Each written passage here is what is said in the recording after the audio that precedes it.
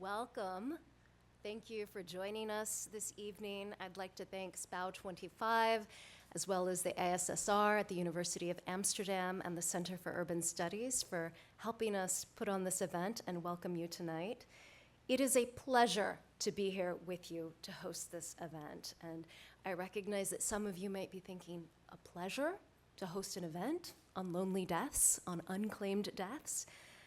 Yes, because this is a topic very dear to my heart and one in which I've dedicated the last 9 years of my career to trying to understand and communicate to wider audiences such as yourself. My name is Pamela Prickett, and I am an associate professor at Pomona College in Claremont, California, about 35 miles east of Los Angeles. And up until very recently, I was an associate professor of sociology at the University of Amsterdam. I am also the co-author of this book, The Unclaimed, Abandonment and Hope in the City of Angels, co-authored with Stefan Timmermans of UCLA and published in March of this year from Crown. I am one of a growing network of scholars and practitioners who are committed to helping make publics like you aware of a growing problem, and dare I say an opportunity, that of the rising numbers of unclaimed deaths in the world. First, let me talk about the problem, and I start with the US case that I know best. Now, our book is about people who die in Los Angeles with no next of kin willing or able to claim their bodies. We follow 4 individuals at risk of going unclaimed, people who would otherwise, we argue, be forgotten, and in some cases already were before they died. We introduce you to Midge, Lena, David, and Bobby. These are 4 individuals, all with quite different life experiences and different risk factors. Now, it's not the most common project to study unclaimed deaths, so let me tell you a little bit about how I came into this research. I knew somebody through previous research that was at risk of going unclaimed and actually on the path. She had died estranged from her family of origin. However, she was part of a religious community, a longstanding religious community that was determined to avoid cremation, which is the default that happens in Los Angeles if you die with no next of family to claim you, no next of kin to claim you. And that community rallied to go to court to get the right to claim her body and then organize a fundraiser in order to provide a burial. Nearly 2,000 Angelenos, or Los Angeles residents, were not so lucky that year. 2,000 is the rough number of the people who go unclaimed in LA every year. The proportion of such residents has risen steadily since the 1970s. And we ask in our book, why? What is happening that more and more Americans, and tonight you'll learn more and more people around the world, are going unclaimed? Now, we estimate that in the US, between 1% to 4% of Americans, upwards of over 100,000 every year, go unclaimed and wind up in a potter's field. What we once called paupers' graves, and a term many researchers today find too stigmatizing and I would argue misleading to continue to use. Because the unclaimed increasingly come from all walks of life. They include people who die without money, but also the middle class and wealthy. We tell a story in the book of a man who died with more than $1 million in his bank account in cash, who died and yet had no one at his funeral. A Gatsby-like ending, one that used to be an anomaly and one of the worst fates imagined, but which today is increasingly common. It's true in the US, as well as the UK, Japan, Germany, South Korea, and here in the Netherlands. According to one recent news article from Korea, the number of deceased individuals whose families and relatives refused to claim their bodies increased 83% in 2023 from just 3 years earlier. And in this country, if I can be so bold, and I'm American, so I'm not afraid to be bold, as to predict that the numbers will continue to rise in the Netherlands. Some 3.3 million of the 18 million people in the Dutch population live alone. That's almost 1 in 5 people. The loners and lonely are rising in numbers. And whether we like to admit it or not, that puts us more at risk of having no one to care for them as they age and when they die. The uncomfortable truth is that the unclaimed are no longer marginal outliers. They are increasingly us. In short, we've gone from bowling alone to dying alone and abandoned. What does it say about a life lived if its ending goes unmarked and possibly unnoticed by family? Now, I'm going to argue that no one grows up wanting this to happen to them, to say that when we die, I don't want my family to miss me or mourn me. So how does this happen? How do we get to this point in all these different country contexts? Money is part of the story, of course. Rising costs of funerals, and people are strapped with personal budgets that are constrained by inflation. But to be honest, that just wasn't the biggest finding that we uncovered in our many years of research in Los Angeles. Instead, we find that families are changing. Fewer people are living in traditional families, who are the people that have historically been tasked with the responsibility to bury or cremate our bodies. In the US, the share of households made up of married couples with children under 18 dropped from 44% to 19% between 1960 and 2017. Meanwhile, the proportion of American adults living alone is more than double what it was 60 years ago. Demographers predict a generation of kinless seniors, 1 million strong, without partners or spouses, children, or siblings. At the same time, recent surveys suggest that as many as 1 in 4 US adults is estranged from a close relative, as many as 67 million Americans. In estrangement, and you find this here as well, the government's core assumption that proximity to the deceased equates with a willingness to take responsibility for disposition is misguided. And here is where money does come into it. So asking a relative to take on the financial and emotional burden of disposition clashes with the painful reality that the family tie was long ago withered. So from a family's perspective, letting the person go unclaimed may seem a more appropriate reflection of the actual relationship. And just as countries use life expectancy as an indicator of a nation's health, we argue that the rate of unclaimed deaths is a sensitive barometer of the strength of family ties. And it boils down to really one key question: will you have someone to claim you? When we don't, we're at the mercy of our local overstretched governments to organize a burial or cremation. We cannot, after all, leave bodies in the streets. That would be a public health hazard. Okay, so how on earth, Pamela, is this an opportunity? How can there be light in this dark tunnel? Remember that I said it wasn't going to be all doom and gloom this evening. Indeed, the subtitle of my book has hope in it for a reason. Because what I've learned in the many years of doing this and networking with these amazing scholars is that amid a backdrop of social isolation that puts more of us at risk of going unclaimed, there are also people who are dedicated, really truly dedicating their careers and their lives to making sure every one of us receives a dignified burial or cremation.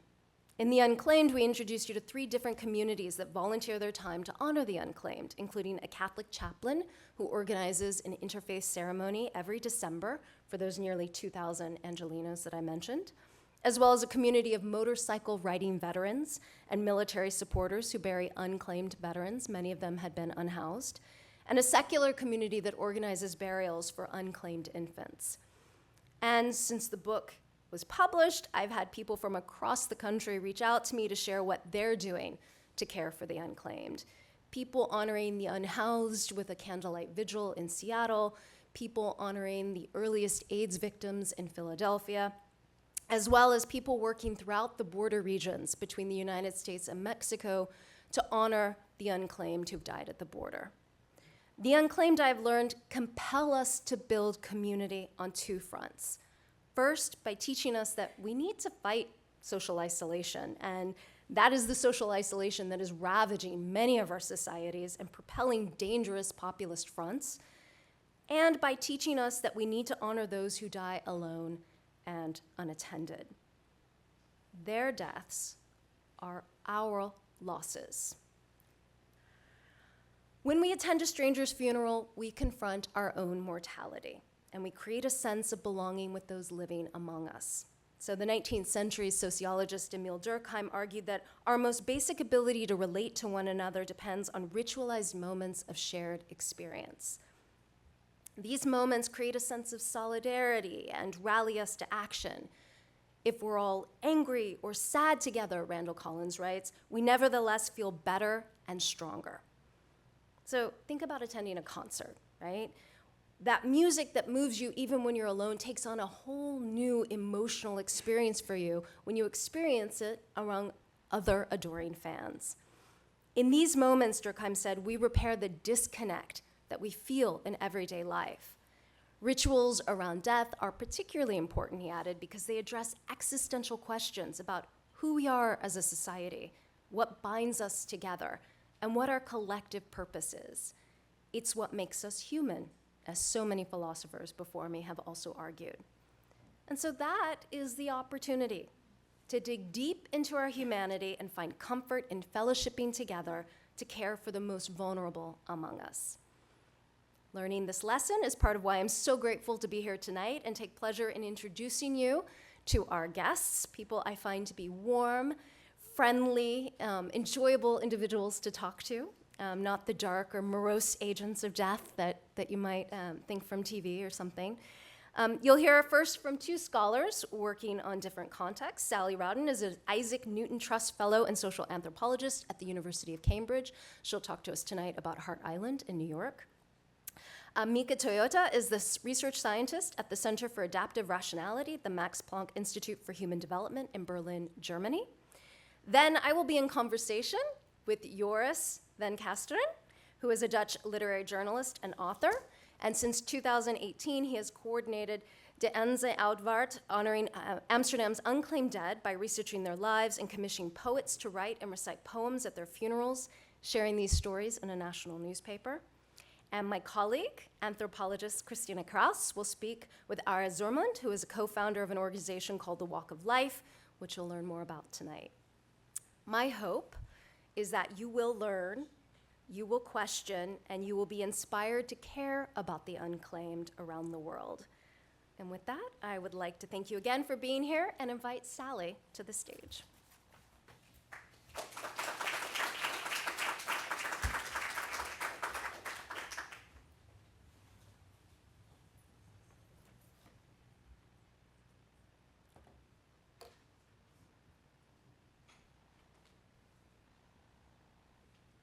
Good evening, everyone.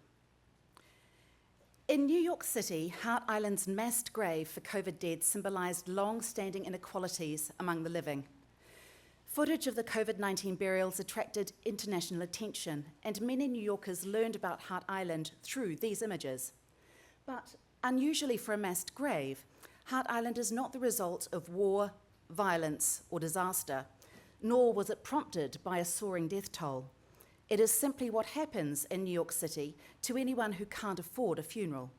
As one funeral director told me, nothing different happened on Hart Island during COVID, except that it was busier. So tonight I ask, can a massed grave ever be ordinary? Further, if mass graves are usually prompted by exceptional circumstances, war, conflict, natural disaster, is it Hart Island's ordinariness that distresses people? Who is it that is lonely here?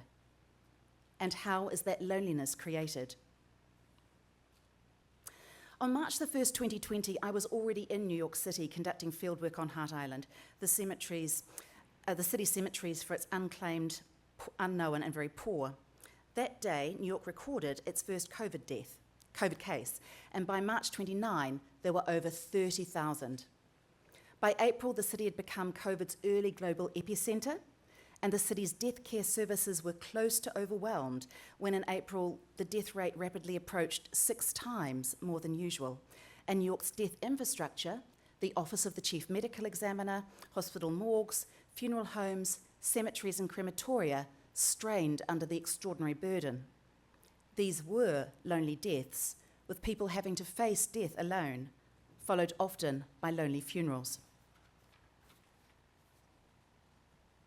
Hart Island was suddenly busier than it had been at any time, apart from the peak of the AIDS epidemic. Most New Yorkers had never heard of Hart Island, and COVID had revealed a practice that was hidden in plain sight for 150 years. Ever since the city purchased Hart Island in 1868, it's been a way to tell which New Yorkers should be held at the city's margins. It has housed coloured troops, Civil War prisoners, delinquent boys, the mentally unwell, prisoners, the infectious, and addicts, many of whom were also destitute. Since 1869, New York's poor, unclaimed or unidentified have been buried on Hart Island in massed graves. Potter's Fields have been part of New York since its beginning, and Hart Island was its 9th. Today, it has no permanent population. Until 2020, inmates from nearby Rikers Island prison conducted all the burials here, and correction restricted public access, making it difficult for mourners to visit. An estimated 1 million New Yorkers are buried here, unmarked and unmemorialised. It remains a working cemetery. Every local government struggles with how best to provide funerals of last resort, and Hart Island's trenches are New York's unusual solution. The burials occur without ceremony, ritual, or mourners. The dead are interred 3 deep in plots holding 150 adults, or about 1,000 babies. Workers plant a burial marker for every filled trench. People commonly describe Hart Island as a mass grave, but this term is misleading, suggesting a pit in which bodies are buried.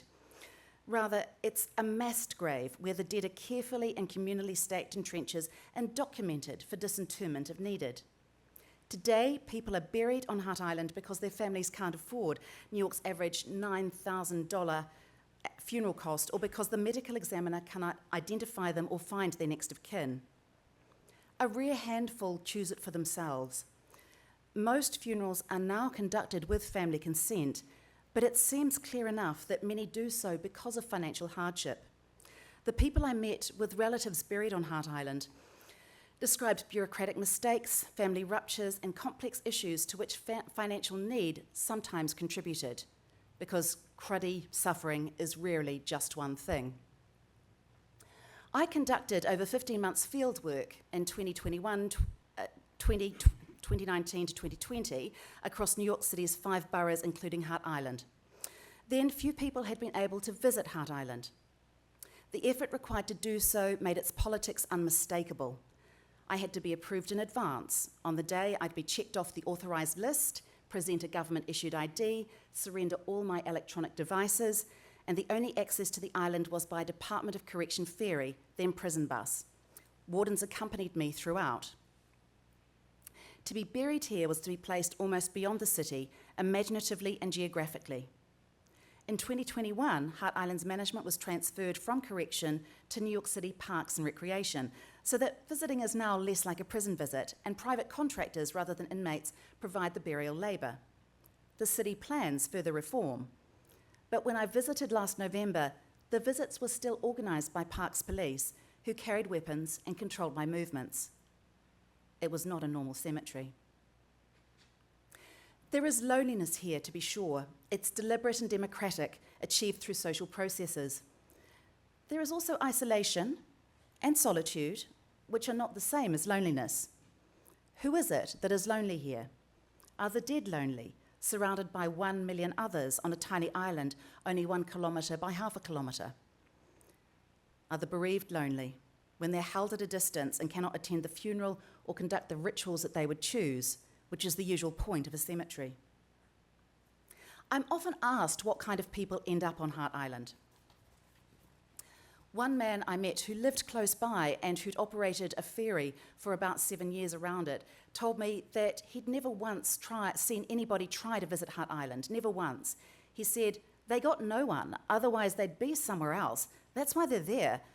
Sad to say, but it's like they buried animals over there.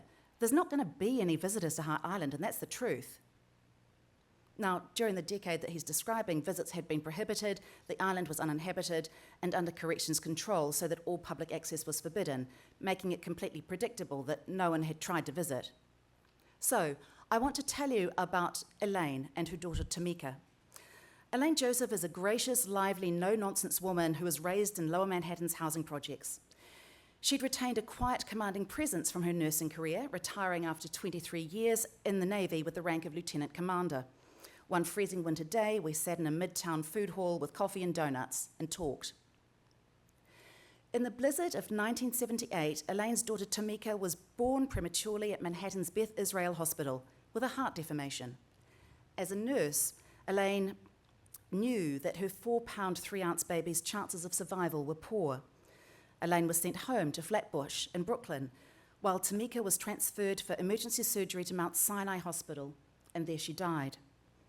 The snowstorm had halted all transport, and Elaine, grieving, alone, and stranded at home, called the hospital repeatedly to try to find out how to collect her daughter's body.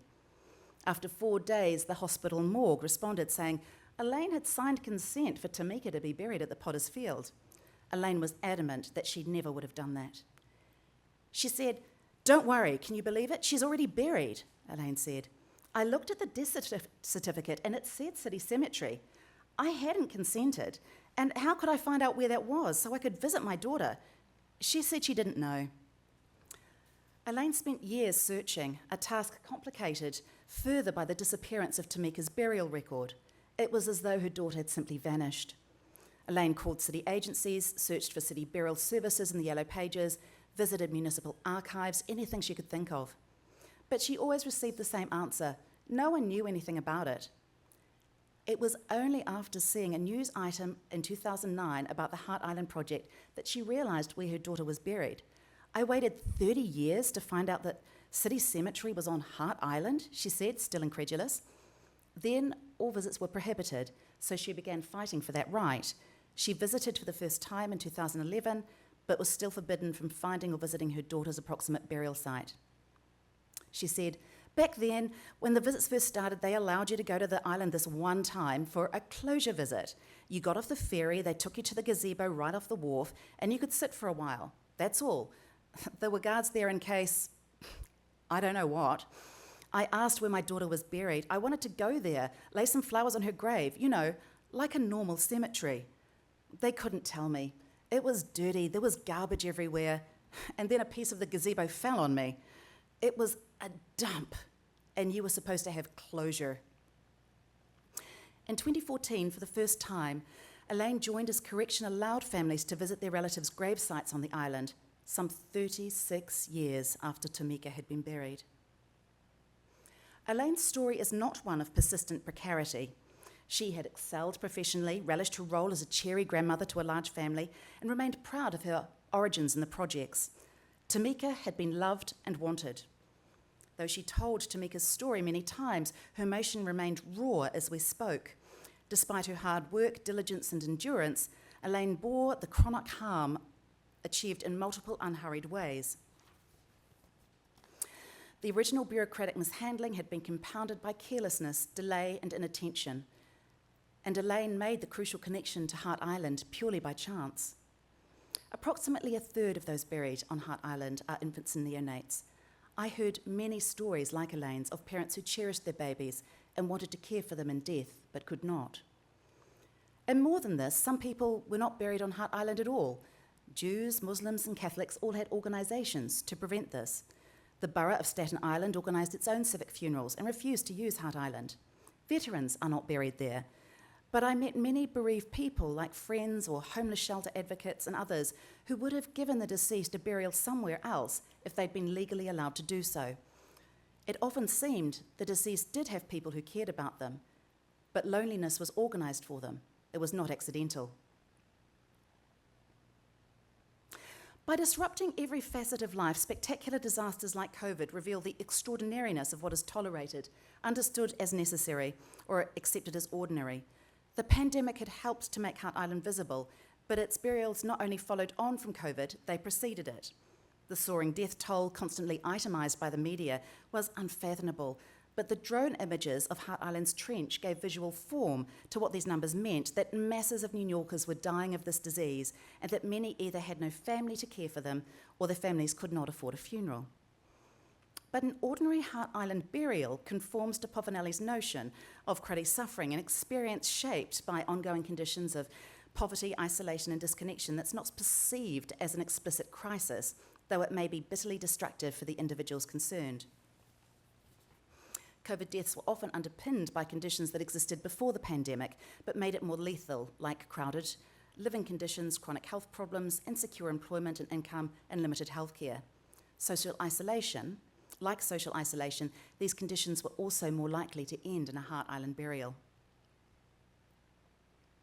Like many things about New York, Hart Island is notable for its extraordinary scale.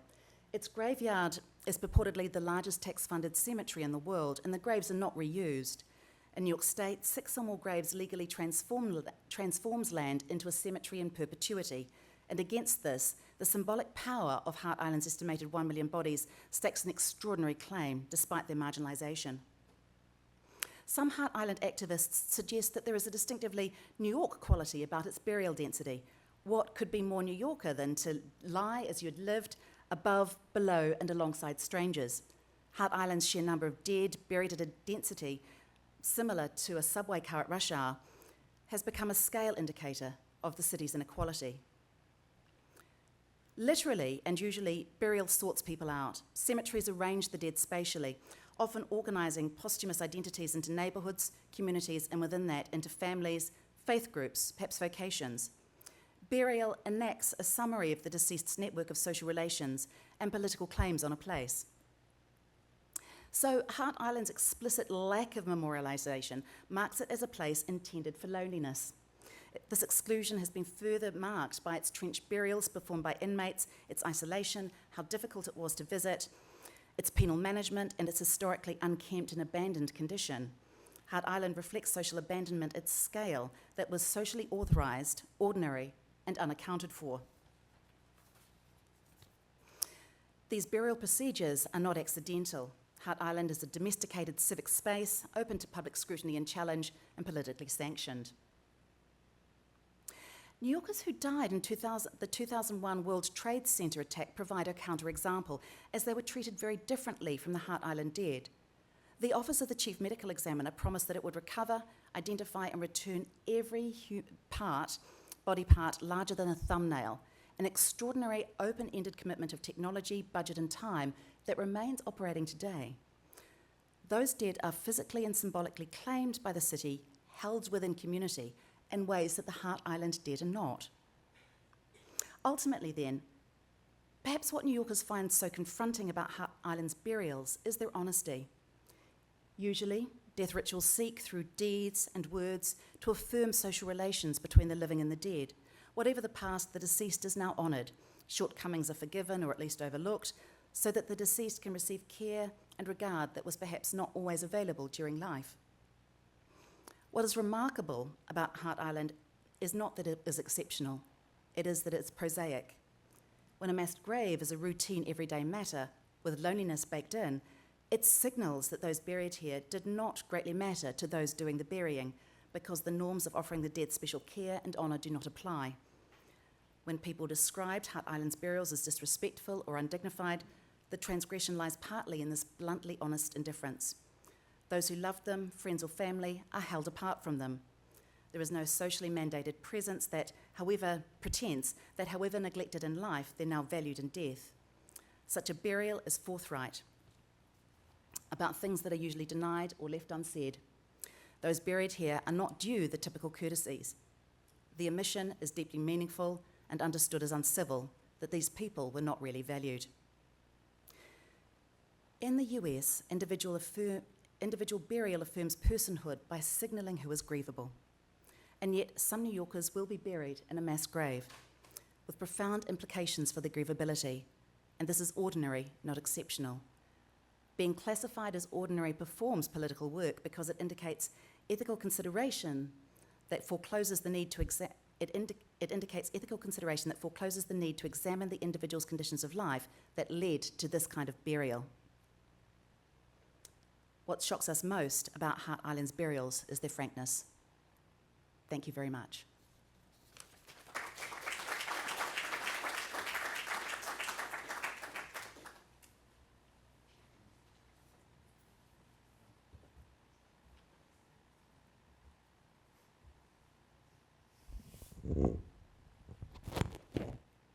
Okay, now I'd like to talk about the example of Japan. I think there are lonely deaths we have been talking about, but what I found most interesting about Japan now is maybe number one in the world for the most super aging societies, and also maybe for the, especially for the woman, is longevity is the highest.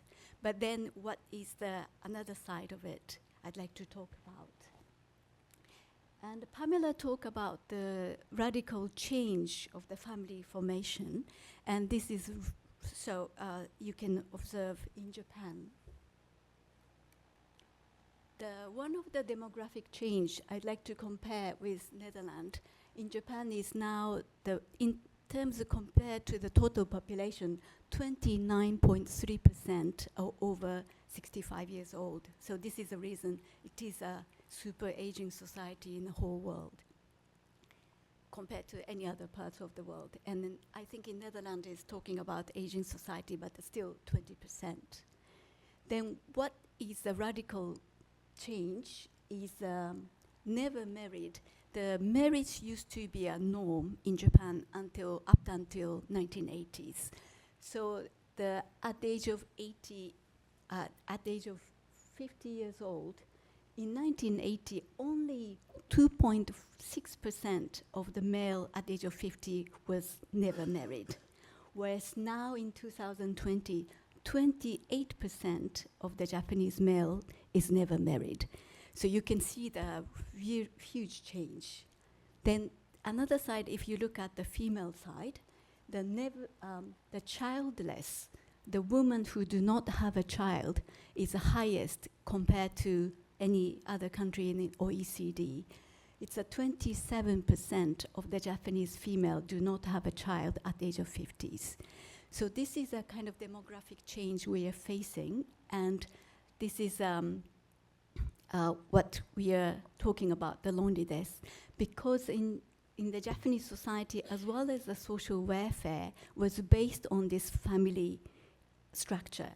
But now, because of this huge demographic change, so who is going to actually replace what family used to do?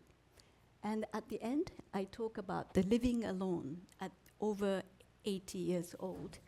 It used to be only 7.4% in 1985, but now it's 25.6% of the age 80 they live alone. So you can see the change. And what this means is that in 1980, used to be 3-generation household was still very, very common.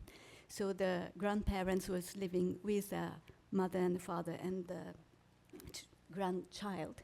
But in 2021, this also structurally completely changed.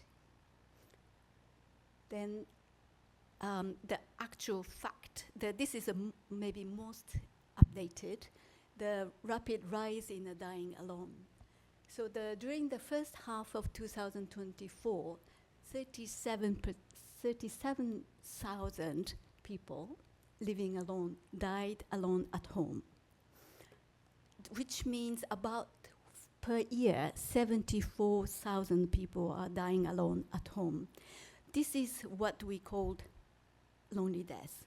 But this does not mean you do not have a family member to claim the dead body. So among these 37,000, about 76% of them were aged over 65 years old. So it is a high proportion of the people who are aging population. But at the same time, you can of course see that nearly 25% is below.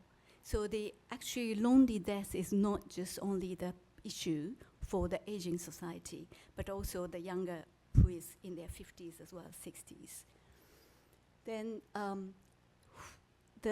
what is actually lonely death and what is considered as the issue is the time spent until discovery of the death. So the 22% of the deaths among these 37,000 took 2 weeks, which really showed the isolation of the contacted less people, who did not have an immediate family member or neighbors did not even notice. And 130 cases took even longer a year to be discovered. So this is really the most updated condition or the situation in Japan. And among them, after being discovered, then the administrator tried to look for the next to kin, but then they cannot find. So the burial have to take place by the administrators. Now this is called unclaimed death, which Pamela is talking about, which is the highest proportion is Osaka. Osaka is the second largest city next to Tokyo in Japan. And 1 in every 12 deaths is unclaimed in the most recent 2021, which is a 7-fold increase compared to 1990s. So within this last 10 years, we are really seeing a large surge of the number increase of the unclaimed deaths, as well as dying alone at home. So the question we need to ask is, how do society as well as individual face and prepare for anticipated increase of lonely deaths? Because now we know that so many people do not get married and also may not have a children. So the number is going to increase in the future. So today I'd like to talk about a little bit kind of unexpected and also the new kind of connection based on this lonely death, which is a rising of the special cleaning industry. In Japanese, it's called ihinseri. That means when people passed away, they have been living in the house or the room, so they have all the belonging. But then when people passed away, these belongings have to be clear and cleaned up. And this used to be done by the family members, but if you do not have somebody else to do, so somebody have to come in to clean the house and cleansing it. So this is a ihinseri cleaning industry, which has become really a big industry now in Japan. And what I found very interesting is the people who are involved in the cleaning industry, in this some ihinseri workers, they experience the actual space where people die alone and lived, and they have interacted with the space. And they do talk about the whole experience of this cleaning process in the blog, in the social media, and actively engaging with the public. So I'd like to talk about this new kind of connection and relatedness, how they try to engage to the public about the working experience as a cleaners. And in this way, what I found very interesting is that their labor used to be called like dirty work, is now people are seeing it as a new kind of social action for the meaningfulness in these contactless societies. So I'd like to talk about a little bit more detail. The ihinseri is, as I said, sorting out the belonging of the deceased used to be exclusively duty of the deceased next of kin, but now is really outsourced.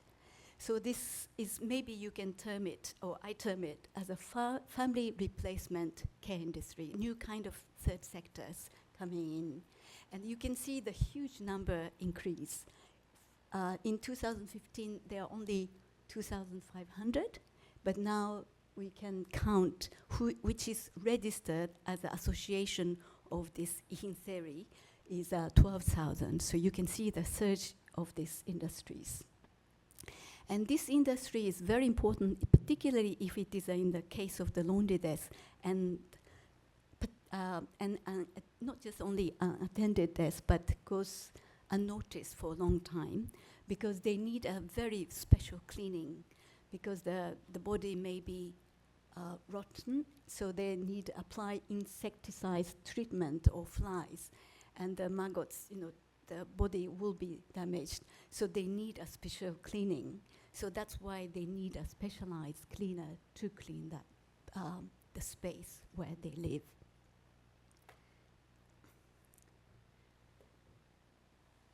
And what the association of this theory talk about this particular work. In fact, it's because of the demand is so high. There are so many industry, the people get into this new kind of service sector, but then they try to make it clear that what is this job is about. So the association has made some kind of certificate to become a special cleaners.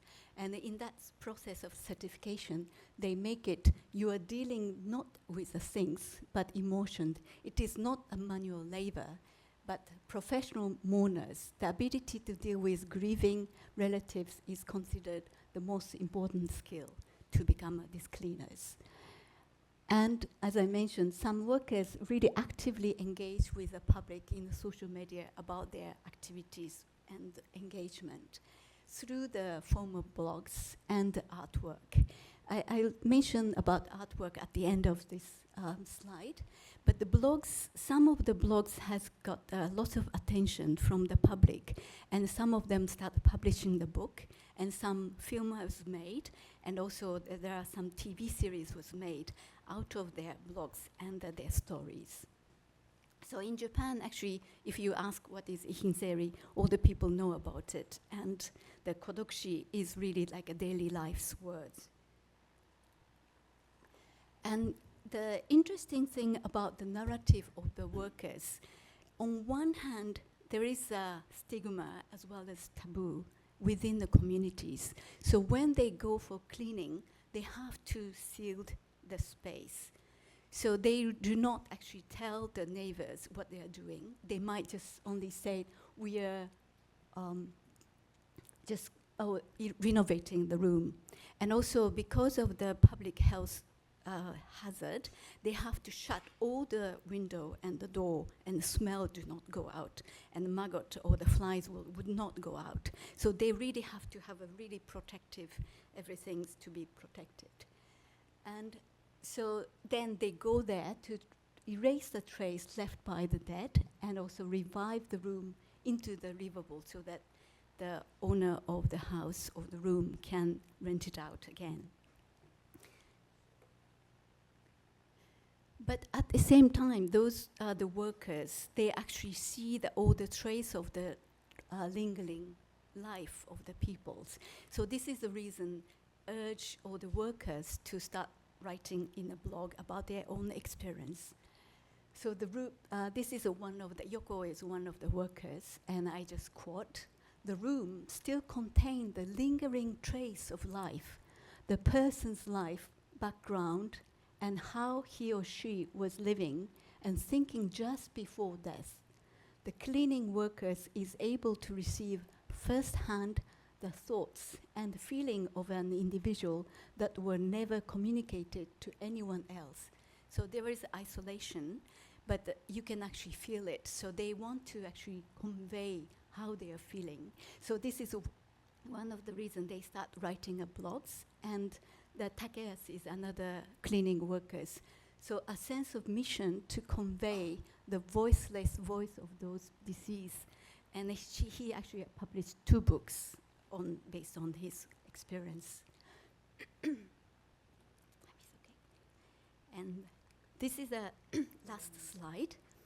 And this is a woman, Miyu, is another cleaning workers. And she actually create a miniature space of the lonely death. And she has actually displayed it in an index, is a whole range of the ending industry exhibition, and how she worked.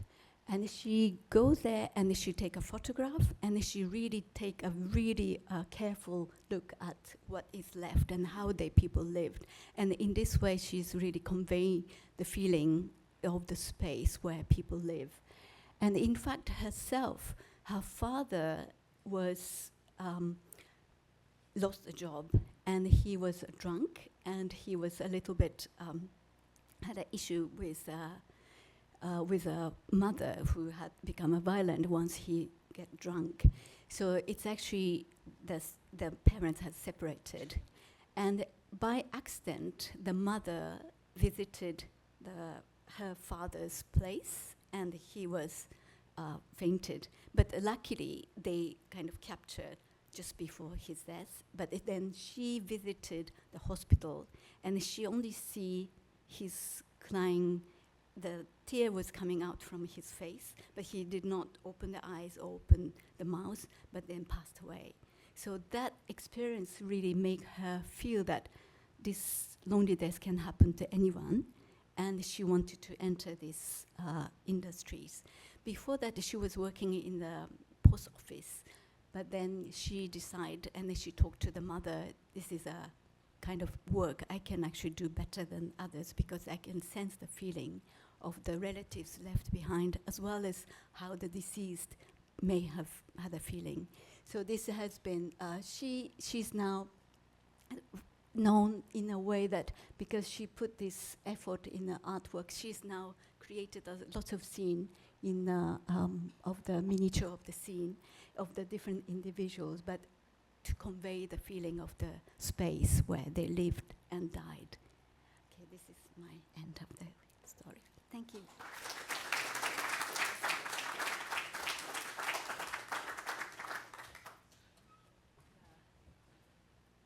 All right, Joris, please join us.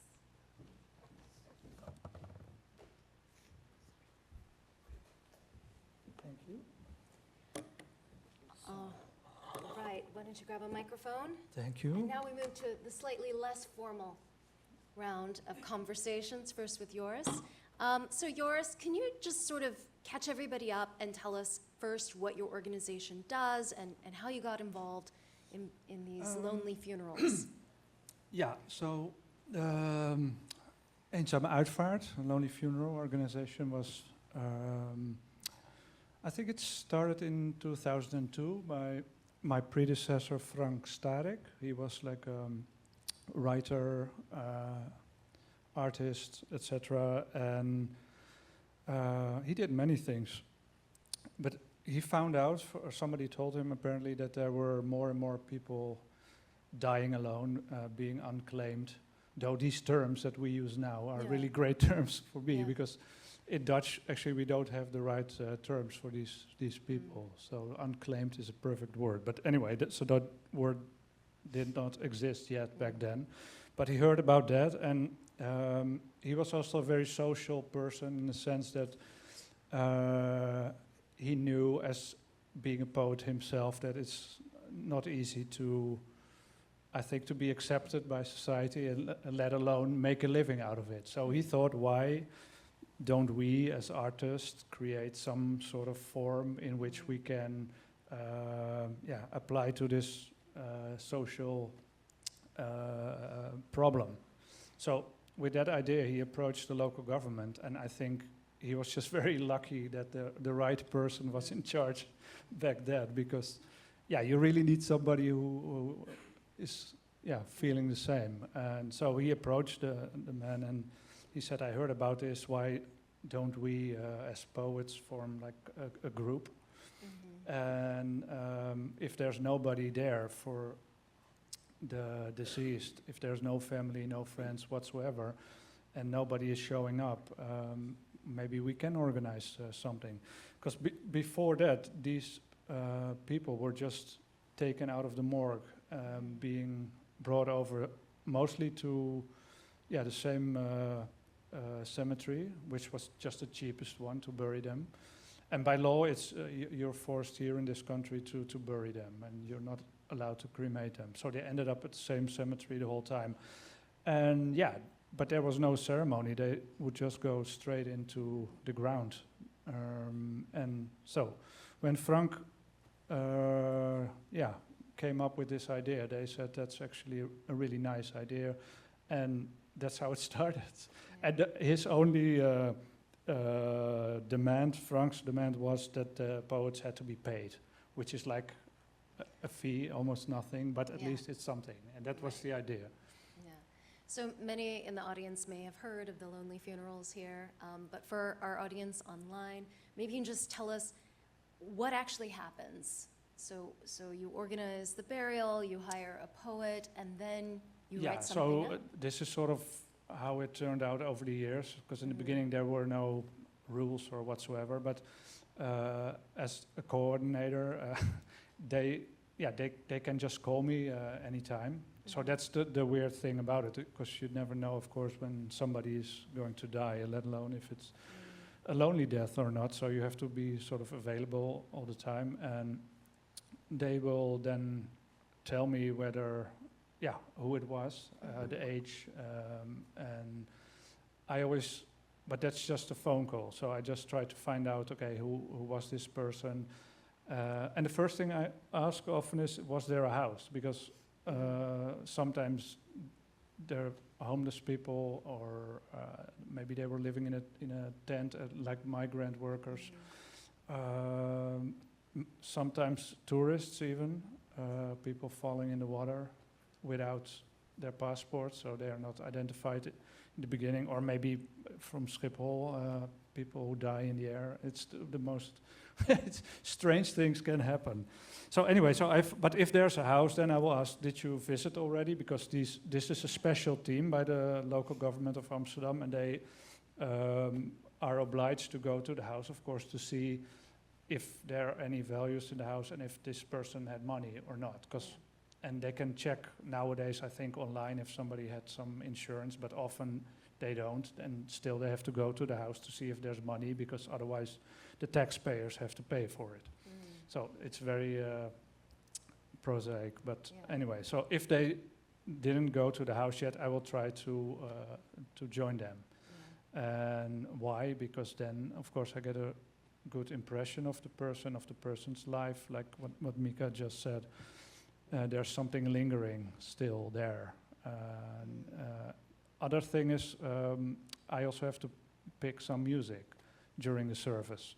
So you can check if somebody is listening to certain music, and then you can, so that's a good thing. Then I start to think, okay, this person, you have like a vague image. Not when you're in a house, then you know a lot, but often there is no house, or they already went to the house because they didn't know it would turn into a lonely funeral. So often I don't see a house or anything. So based on the information I have, I try to find or to think of the right poet to write this poem for this person. And I try to approach the poet, but the poet has to be available too. And so... And I should just say, as I've been traveling around and talking about this book since March, and I mention the Netherlands, I mention Amsterdam and the lonely funerals and the poets especially, people are amazed and find it an absolutely beautiful act. So I think it is something to be commended and upheld here. Yeah. No, it's a brilliant idea, and it started in Groningen officially by Bart Droog. He came up with the idea, and Frank sort of took over and professionalized it here.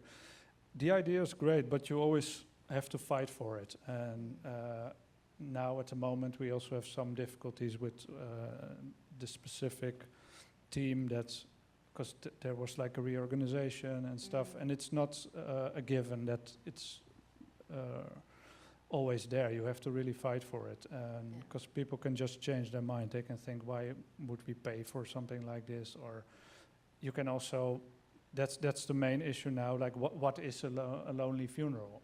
Actually, it's not the right word, so therefore unclaimed is way better, because you can always find somebody who is willing to attend a funeral, and then it's not a lonely funeral anymore, and then you don't have to hire us. And that's kind of the way that some people are thinking now.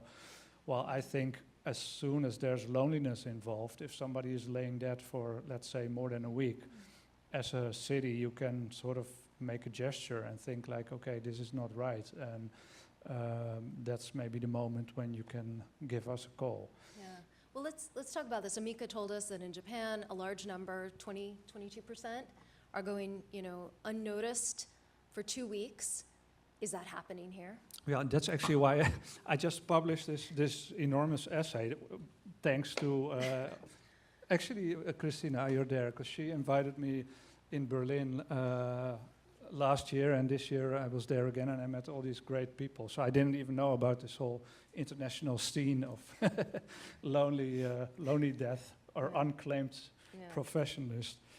And of course, then I tried to find out what the situation in the Netherlands is. The problem is, I know what's going on in Amsterdam, and also in terms of numbers. And what I always tell is like, it's about 5,000 people dying here each year, like overall.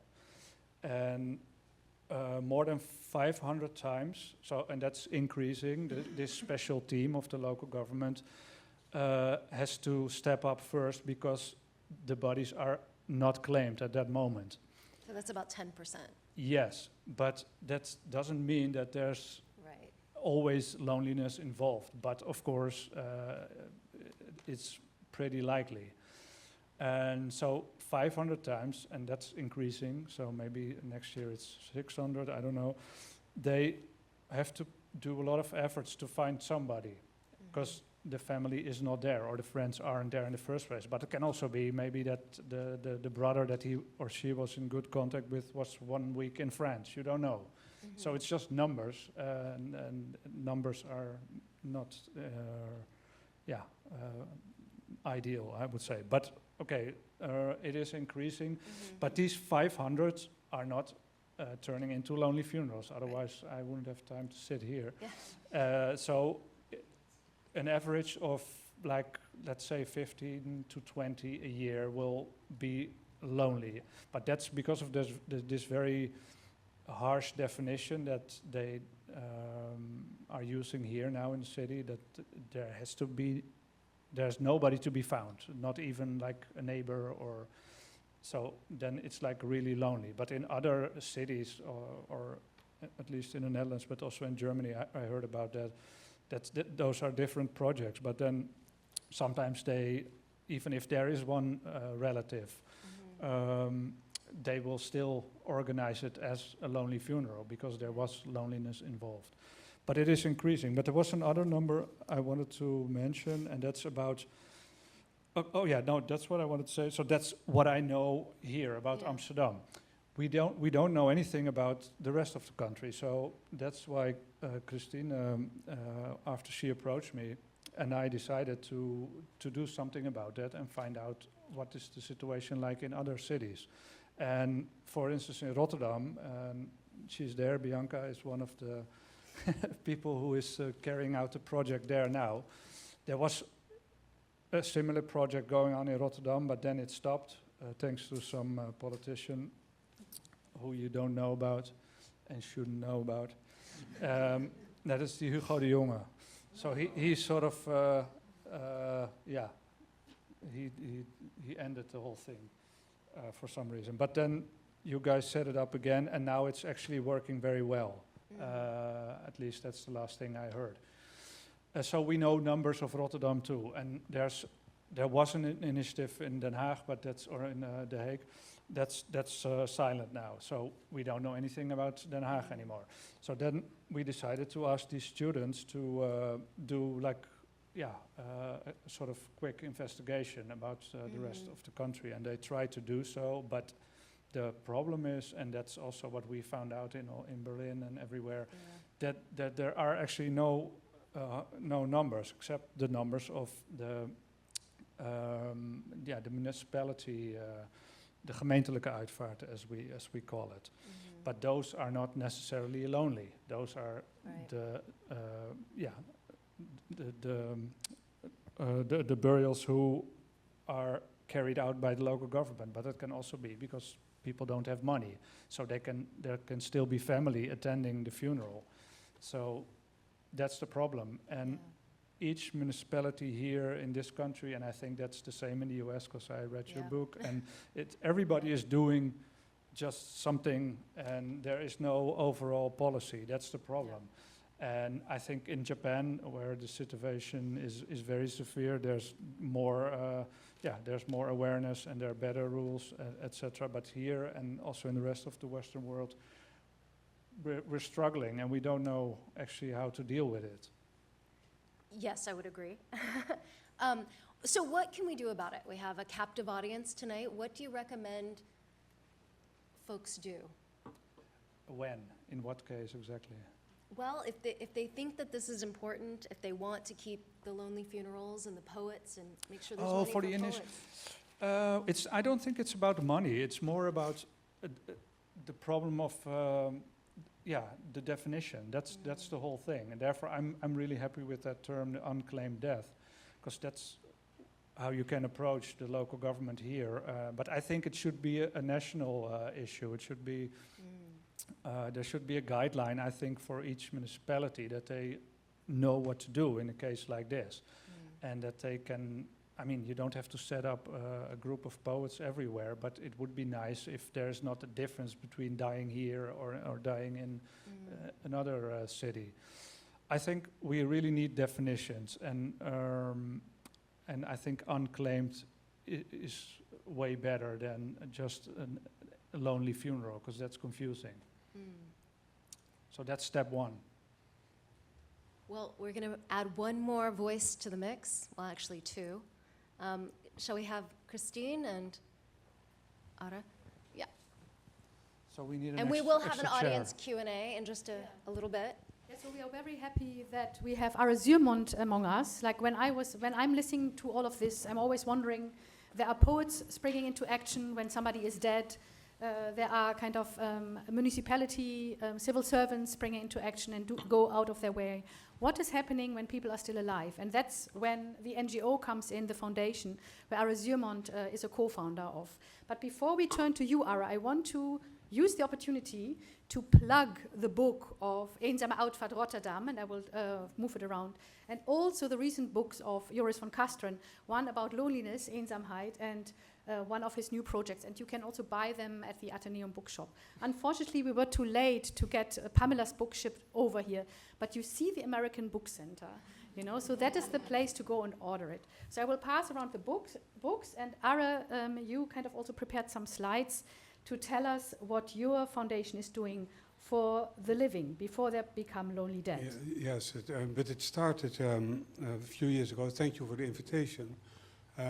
I was an ombudsman in Amsterdam, and one day Theo came to our office and he complained because he was struggling to make ends meet, and he got an invoice from one of the agencies every month, in the beginning of the month, and after 14 days there would be a second invoice with a higher pay level.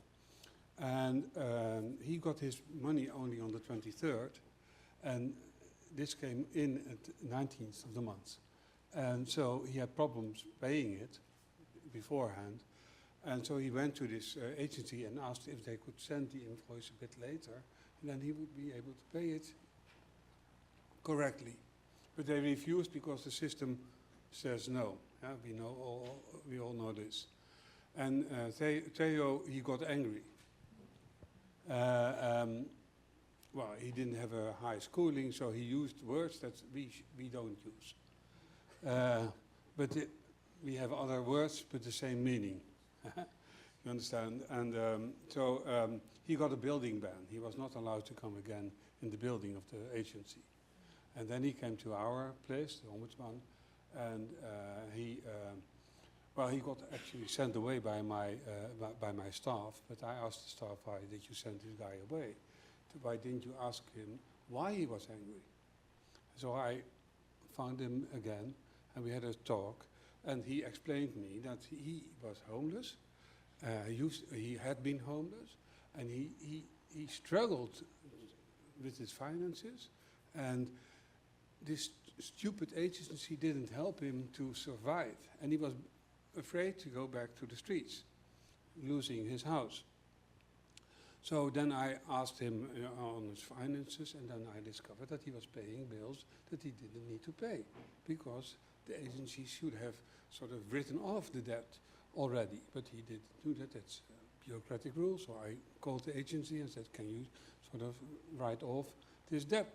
And they said, yes, and we will do that retroactively. So suddenly he received 1,500 euros, which was incredibly a lot of money for him.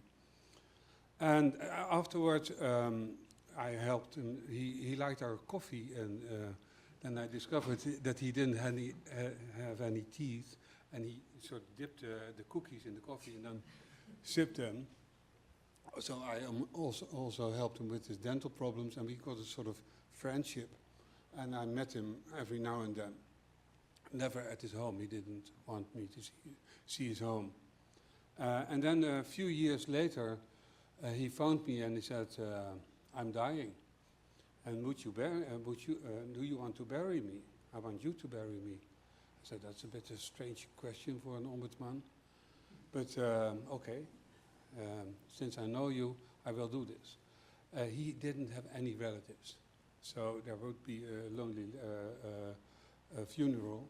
I called the people from the office and I said, "Let me do the talk." And I wrote a speech, and I did his speech in 10 minutes in a completely empty room in St. Barbara. But at that time, I still was on Twitter. Since Musk bought it, I left Twitter. But I put my speech on Twitter, and 500,000 people read it. And it was a trending topic of that day. So he didn't really have a lonely funeral. Huh? So that gave me thoughts. And then I met Svanine Zineberg. She works at the drugs pastorate. And we started to talk because it is difficult to tell something about a person who's dead if you don't know his story. So we decided to start a foundation, the Walk of Life, and we try to find people still alive, and we talk with them, and we sort of create a narrative of their life, and we ask them, what did you learn of your life, and what do you want others to learn from you? We sort of document that, we put it in a database, and every now and then already one of those people we interviewed dies, and then we have a sort of story that we can tell at the grave. And then, of course, I also ask very mundane questions as, do you want to be buried, or do you want to be cremated? Do you want your family to be in contact? Sometimes they really don't want it. Do you want your story to be public, or do you want to not disclose it? And also, because with Theo, I was at his house after he died, and it was a complete mess. You must recognize the situation. But there was nothing personal. There was no music, there were no letters, there was nothing personal. And so I made up a list of music by myself. But now one of the questions is, if we talk with the people, one of the questions is, do you want music played, and what are the songs that you want to be played? And so we are creating a database in actually to help you, Joris, because you are the next step in the process after people have died and they are lonely. Well, actually, the nice thing is that I was also sort of involved in this project. That Swanine asked me to approach some people, because they're not all homeless people, but some of them are, and that's how she finds them, through these organizations. Yes. So I interviewed some of them and wrote their stories down. Yeah, they're mostly ex-addicts, ex-homeless, sometimes homeless, and now we have a team in Amsterdam and in Haarlem, in Utrecht and in Apeldoorn, and we're trying to sort of conquer Holland and try to find just people. For everybody, I would say. Yes, yes. Well, not everybody, the lonely people. Exactly. Yeah. So you have a story, and the nice thing, the Amsterdam Archives has asked us to give us the database, because they say all those rich people through the centuries, we have a lot of them in our archives, but we don't know, and these lonely people are also part of our city and our community. And so we want to have the stories in our archives so that they will be stored for many centuries to come. That's what we do. Yeah, thank you very much. I think with that, we actually have reached the point where we can open up for questions from the audience. So you have our lovely panelists here, and feel free to ask any questions you might have. And there's a microphone going around.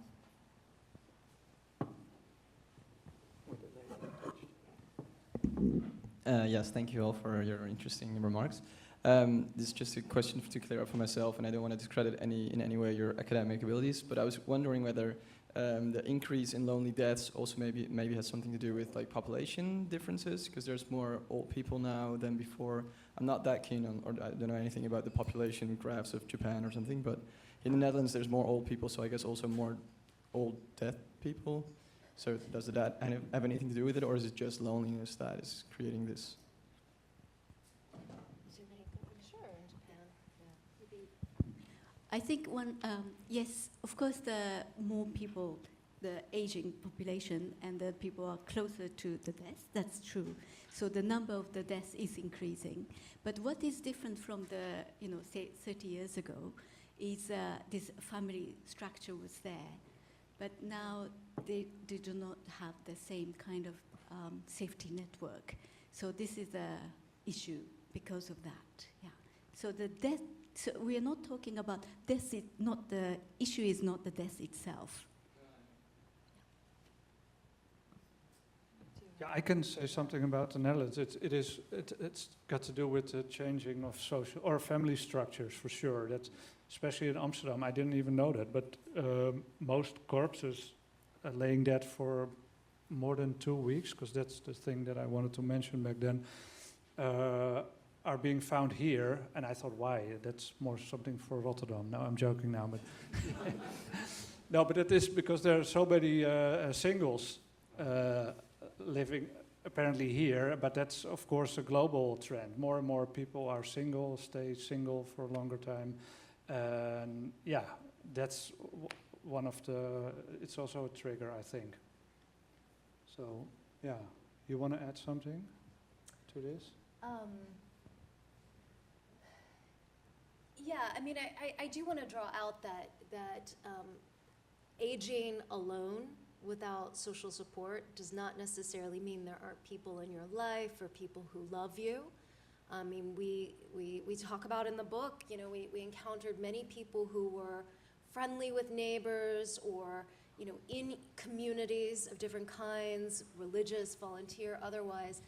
But there is a very limited definition in many places, including here, as to who qualifies to claim you. So we know more and more young people are living with chosen family and making choices to have alternative kinships, and that's fantastic, fully support that.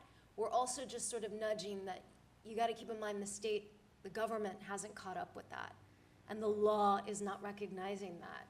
And so there's a legal disconnect that we need to be talking about and drawing awareness. And just because it was on my mind when you were speaking earlier, it's one little tidbit, it's always good to carry ID on you.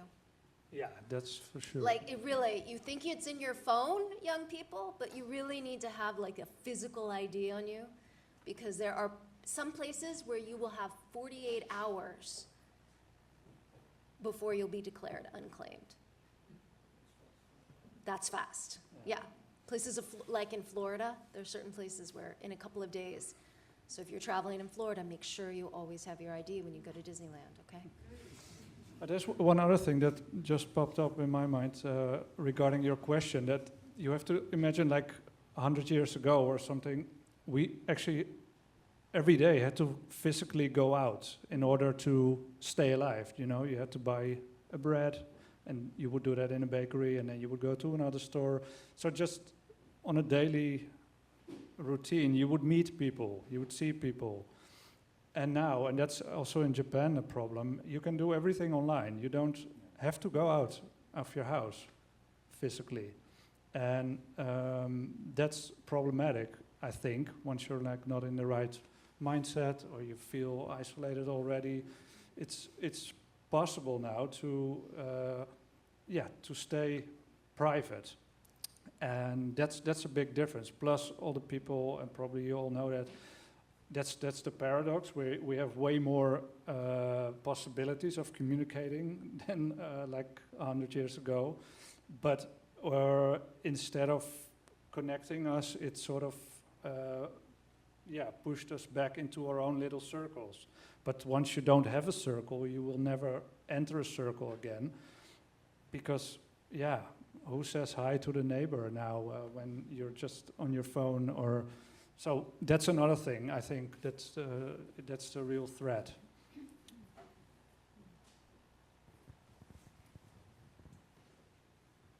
Hi, thank you so much for all the talks. I recently read about automated columbaria in Japan replacing the family graves, and I was kind of curious if any of you encountered technology replacing family relationships. We've talked a lot about how other people are replacing family relationships, but I was curious if maybe any technology also comes into play.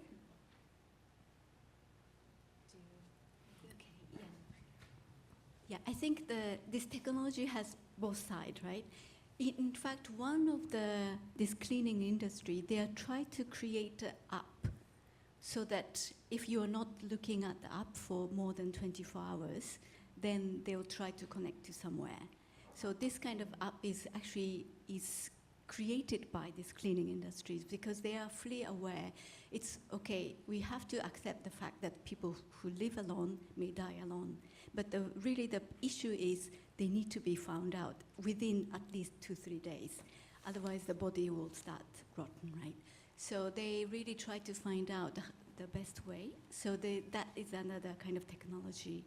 They try to utilize the technology. But also, I think the contactless society of the people, in fact, I showed you so many Japanese women who is over 80, they can live alone, which is, incredible as a society, how safe it is, how convenient it is, and it is a kind of outcome of the development. And then they can do all the shopping and then they can live alone at that age because of the technology and because of this convenience. But at the same time, how to make sure that another kind of safety net is placed. Can I add a little? In Delft, I live in Delft. My neighbor is a member of a circle of old people, and they phone each other in a circle. And it's only because of this fear of not being found when you're dead. So and they use WhatsApp as an infrastructure to do that. That's an interesting form. Even as a neighbor, I wouldn't find her within a few days. Of course, after a few days, you would ask yourself, I haven't seen her, but then it's a few days. Yeah.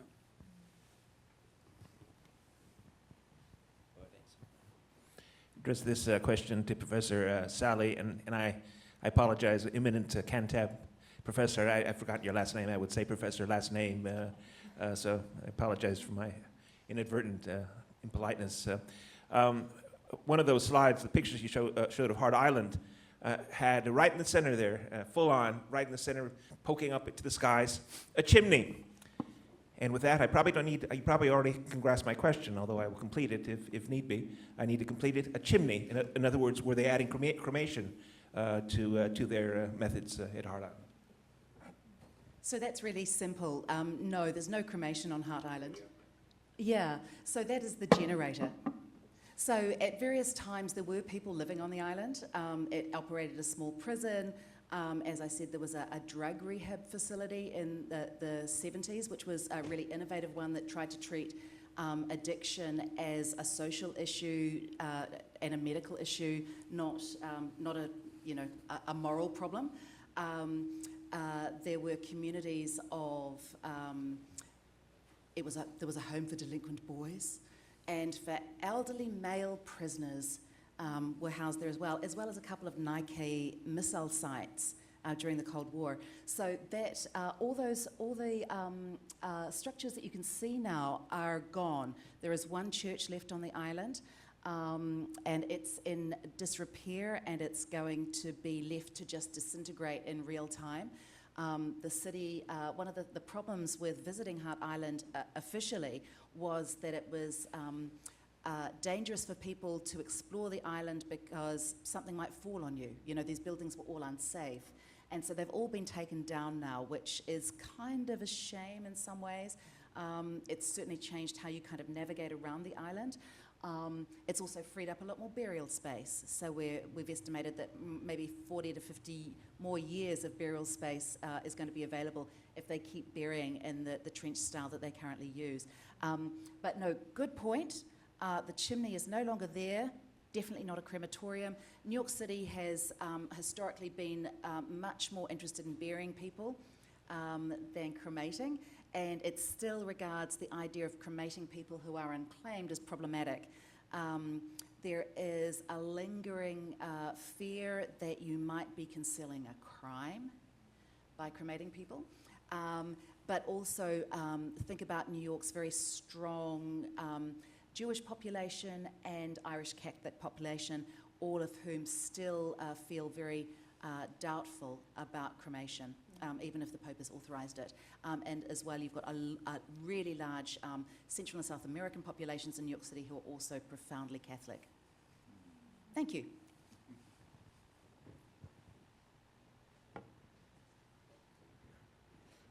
Thank you for a very interesting talk. When I saw the announcement, I thought immediately of the Wells Fargo employee that died at her desk and wasn't discovered for 4 days. So I was wondering about your thoughts on that, if that reflects something wider. And then in the United States, I was wondering also, not only in the United States, what happens before an unclaimed death? I can imagine people, go to doctors, their wellness checks in the United States. Could you tell us a little bit more about that and why? For instance, sorry about this, but I've had to fill in some hospital forms, and I was wondering, isn't there something on a hospital form or something that says, in case of death, contact that person? So, thank you. Yeah, that's a great question. So, yeah, absolutely. When you go to the hospital, you're supposed to fill out all these forms, and the emergency contact is one of the lines that you fill out. And many social workers that we talk to at different hospitals are saying increasingly people are leaving that blank, or they're putting a friend, a neighbor. But like I said, when it comes to time for burial or cremation or making a decision about disposition with the decedent, those people are rendered ineligible unless there's been some legal paperwork filed to designate them as having that authority. And so, yeah, so there was a news story that might have come out here. It was definitely making the news in the United States not long ago about a bank employee who died of natural causes in their cubicle, and it was several days before anybody noticed. So that just adds another layer to this, right? It's one thing to die alone in your home. You haven't been out. People are used to not seeing you. And it was one of these places where people would only come in occasionally, once or twice a week.